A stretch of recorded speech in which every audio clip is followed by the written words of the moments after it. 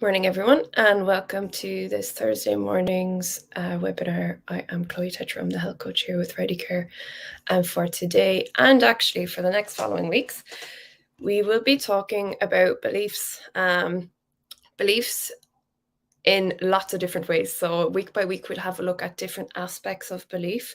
For those of you undertaking lifestyle and behavioral changes, and to be honest, any part that requires a change or a desire to move from your current state to another state of being, beliefs play a really, really crucial part in that journey towards that and how we view ourselves, others, and the world at large.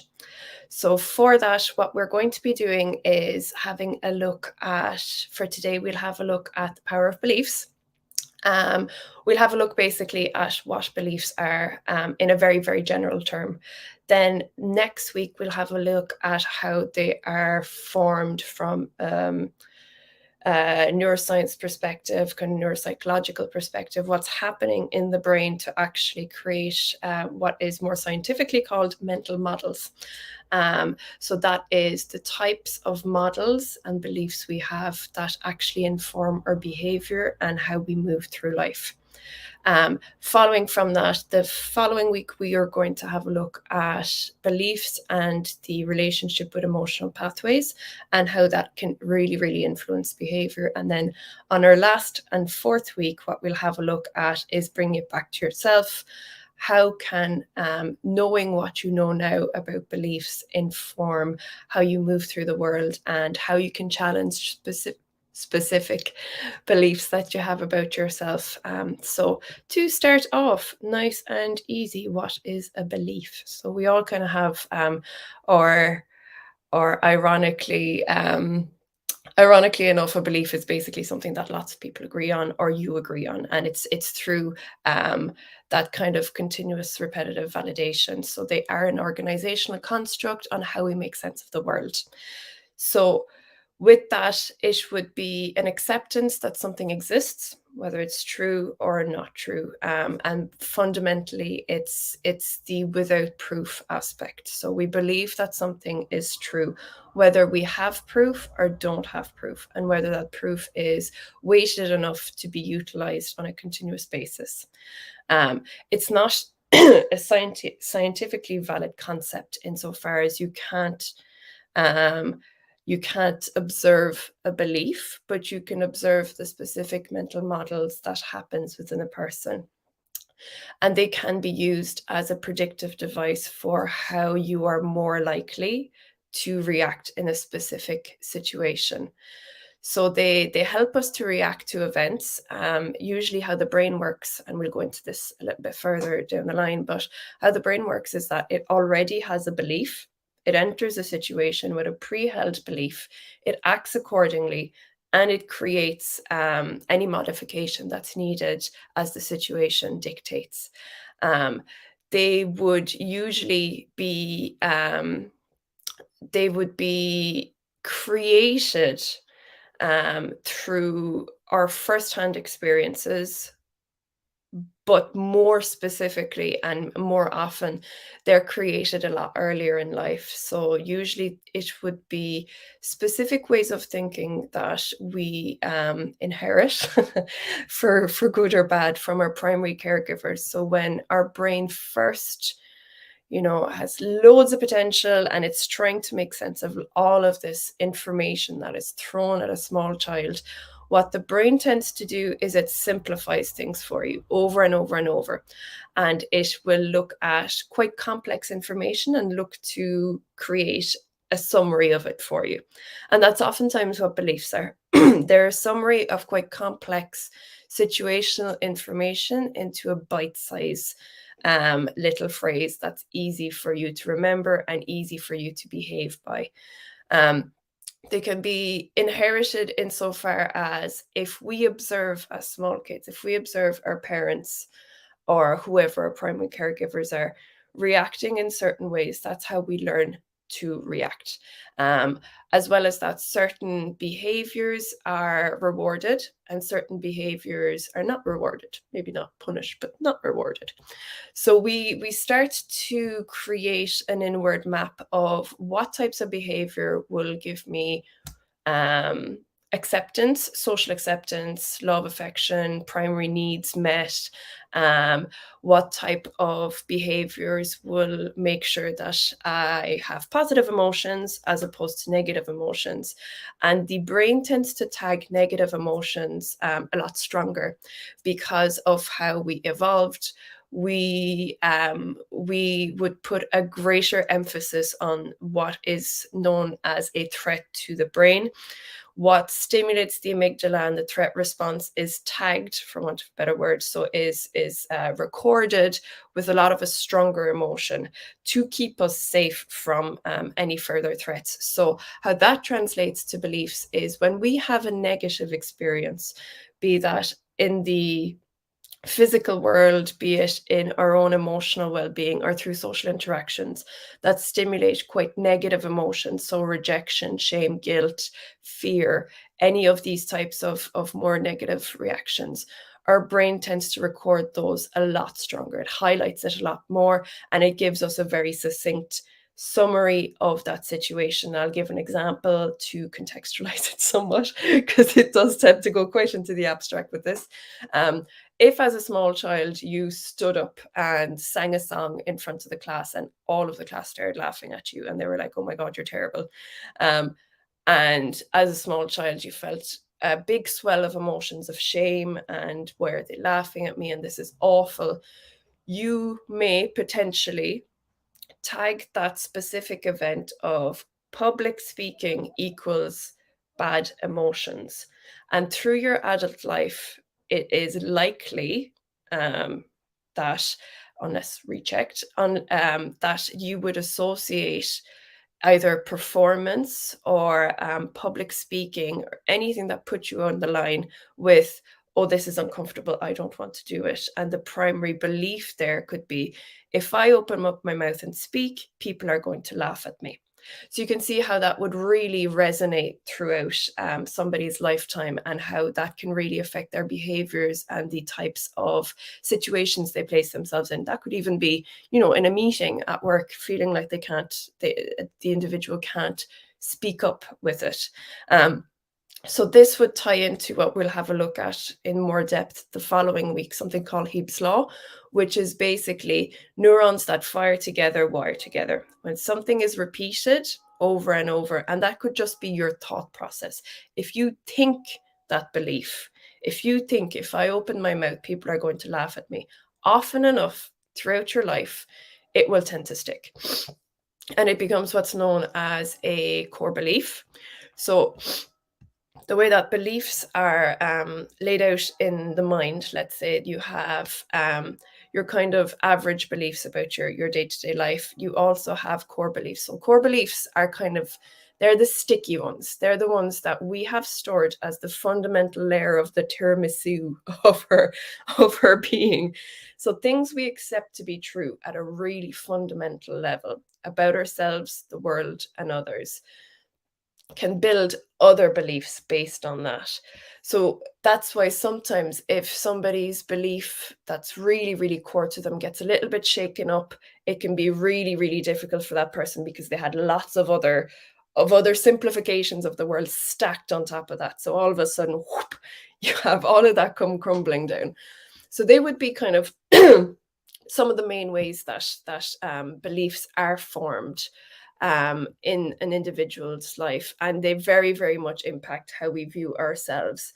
From our beliefs, we tend to create behaviors according to it. So subconsciously or unconsciously, we actually enact specific behaviors that already are predicated on specific assumptions we have about a situation to begin with.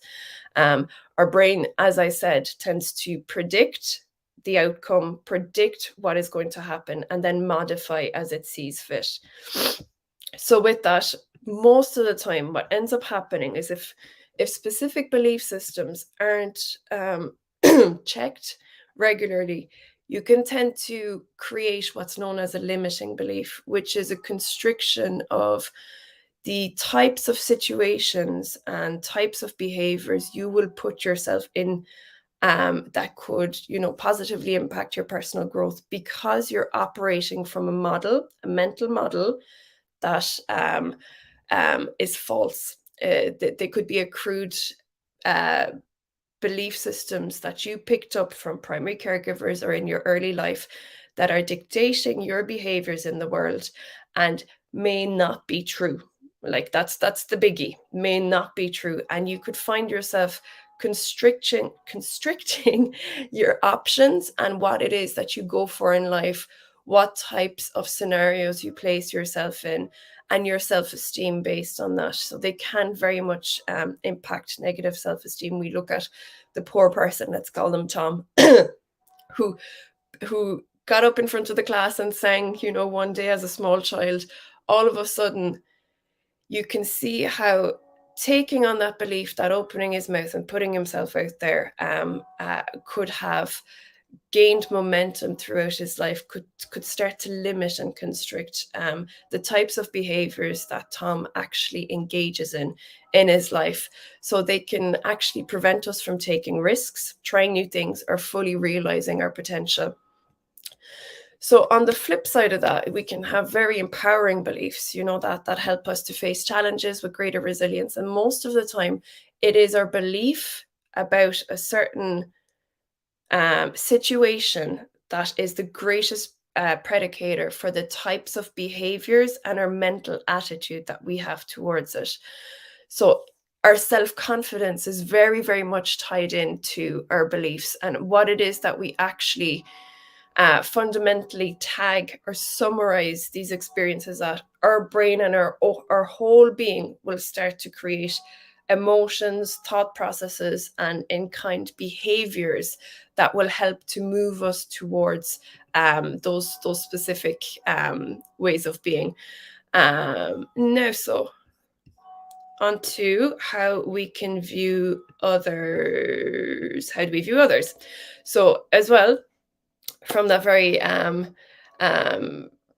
from that blueprint, it very much impacts how it is that we view others. So this is the big power with beliefs, is that they will influence our interactions, they will influence our perception of others, and how we interpretate other people's actions, what could be meant by something. So if we believe, for example, that as a core belief, now as I mentioned, they're the fundamental layer of the tiramisu. They're what we build everything else up on. So if we have had interactions in our lives that we've stored, whether they be from primary caregivers, specific scenarios in our lives that were upsetting, or on the flip side, that gave us a huge emotional reward, or if it's a belief system that's been repeated over and over and over. If we believe that people are generally untrustworthy, we will start to react and read specific interactions from that point of view. So it can cause a lot of difficulty in our interpersonal relationships and how it is that we actually create connections in the world. It can impact our empathy and understanding.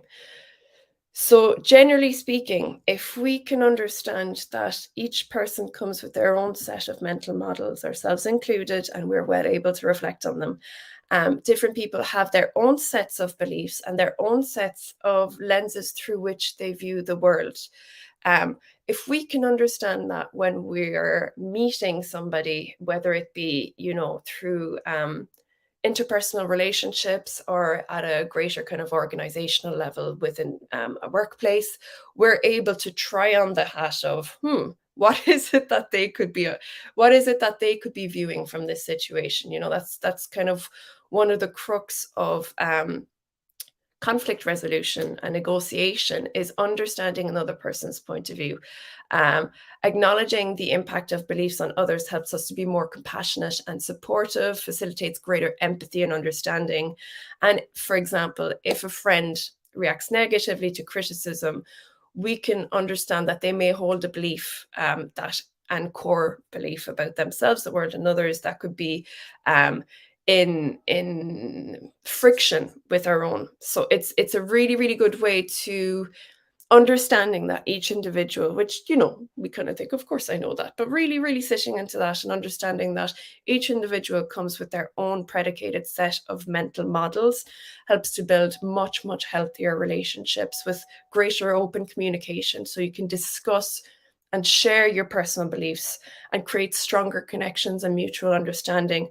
It can help with respect and acceptance, respecting and accepting each other's beliefs, even when they differ, which can foster healthier relationships and also bring us out of that trap of limiting beliefs where all of a sudden that boundary of thinking that this is the way the world is, when we come into contact with somebody who holds a very, very different set of ideas about the world, that can really help us to break out of that mental frame of this is all there is.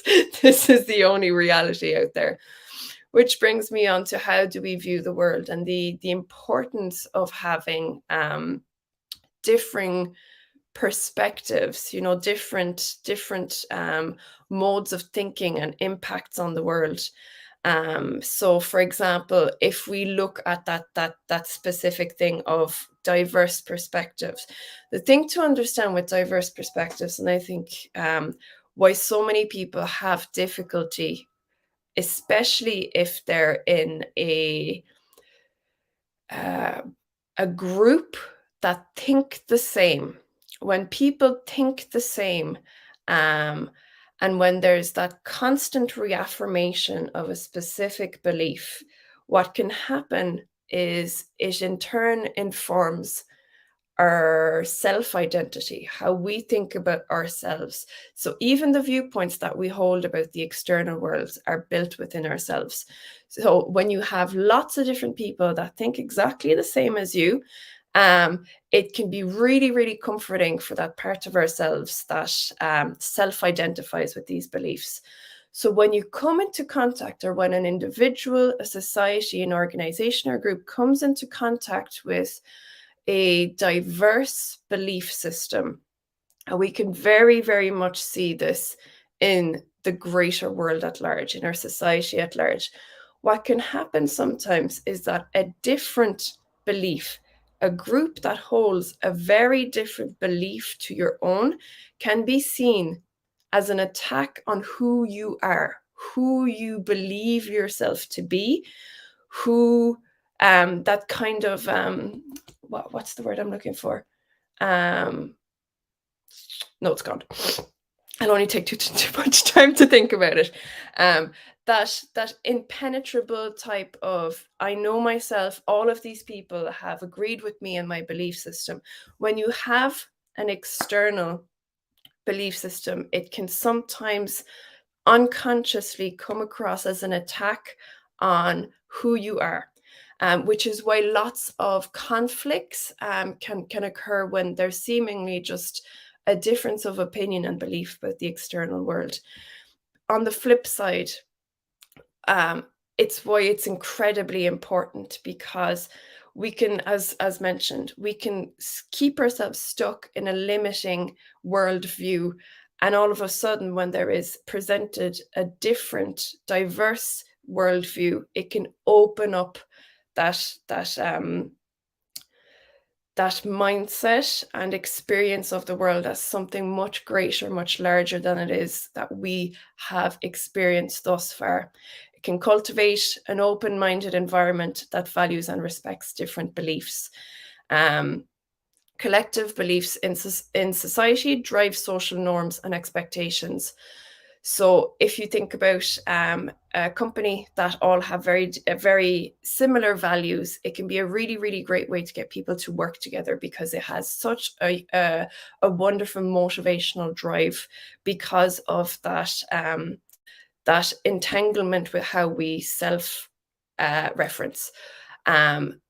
Collective beliefs, and so when there is a collective social norm, when there is a belief that is upheld by lots of different members, it is the greatest predicator of behavioral output, which I think is a really, really important point to take away. It's that repetition from all around people all around us that really, really solidify our beliefs. So it's one of the ways that if we continuously have external validation of our belief system, it really predicates the type of behaviors that we have as an output. So in summary, I'll just keep, I got stuck in a little faff there. Beliefs are massive predicators in, I'm using the word predicator a lot now today. That's just some kind of priming in my mind has seemed to happen. They're a huge foundational drive for our behaviors. In fact, they are the fundamental driver of behavior. Good behavior, as in behavior that will give you a reward, quote unquote bad behavior, insofar as a behavior that could be keeping you stuck in an unhelpful thought pattern, a limiting thought pattern, a way of thinking about the world that stops you from growing and developing personally. They are a massive, massive, massive component part of the lens by which we view the world, ourselves, and others. They can be created through priming, which I just mentioned, which is ironic. Priming by our primary caregivers or our early life experiences. They can be created through repetition. So something that is input over and over in the brain just sticks. It just does. It sticks wonderfully, which is a great tool to have if you want to change a specific behavior. And lastly, they can happen if there is a very strong emotional charge towards a scenario. A good example is if you if a friend comes to you for a loan of money and you give them a loan of money and they are never to be seen again. You've lost your friend, you've lost your money. You're deeply upset, you're deeply angered, you're deeply shook by the event. That gets very much emotionally recorded in the brain, and you may adopt a belief that says people are untrustworthy, they can't be trusted with money, people will let you down. And all of a sudden, you're viewing the world through that very specific lens of that belief system, which is your brain's way of taking in huge amounts of information and condensing it to a little summary sentence so that it doesn't have to work too hard. So that's me on the I never get this right.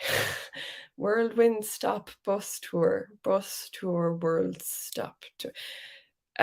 Brief overview of what it is a belief is. So for next week, we're going to have a look at the nitty-gritty of what happens in the brain and why that is a really, really great thing, because once you understand the mechanics of what's happening, it's a lot easier to have it in your awareness, and it's a lot easier to make choices based off of that information.